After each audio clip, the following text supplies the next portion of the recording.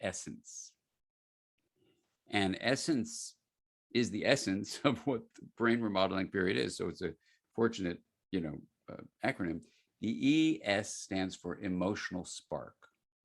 So if you do a brain scan on let's say a 7-year-old compared to, a 17-year-old compared to a 37-year-old, emotions are just more intense.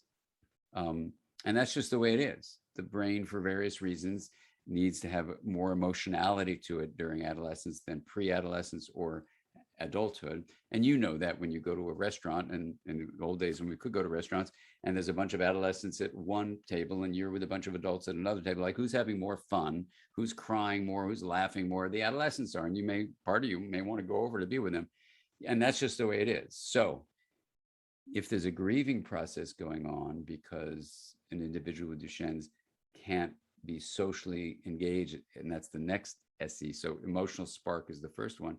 S.E. is social engagement. If they can't be engaged because, kids are shunning them because they're not typical in their development, because adolescents and younger kids can do that, then finding a way to have social engagement there can be very, very important to do. So social engagement then can lead to more intense emotions if it's thwarted. And so we need to be ready for that in someone with a medical condition. And so they can name it to frame it, is the new phrase I use, to frame it in a narrative, because, you have emotional spark, you have social engagement, you have the next one is N for essence, is novelty dash seeking. So I could stick that in without getting another letter in there. Novelty dash seeking. Novelty seeking means there is a tendency for a drive for something new, something that's going to release a substance called dopamine, because dopamine levels in their release are higher.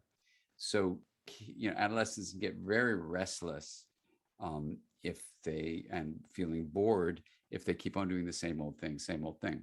So if you have a muscular condition that's keeping you from getting out in the world, or the pandemic that's keeping typically developing kids, all of us, from getting out in the world, for an adolescent, it's particularly challenging because their whole nervous system's remodeling. Emotional spark, their emotions are more intense, and they have to learn to ride the waves of those emotions, which they can learn.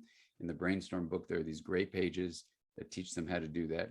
Social engagement, they want to be connected during the pandemic. It's much harder to do, or if you have a muscular issue that's keeping kids not knowing how to communicate with you, that can be hard too. The novelty seeking then can also be frustrated. And so understanding that, going through the book, there's an audio version of the book if you want to do it together, or each get a copy of the book and read it. This would be good to discuss with someone with a medical condition that's allowing them to realize, I am an adolescent and my body, in this case, a muscular protein, is not working properly, but I'm still an adolescent and my brain is perfectly intact. So how do you keep that focus of attention to stimulate the growth of that brain? Because when we get to the final one, CE, creative exploration, what we want to do is allow this brain to explore things. So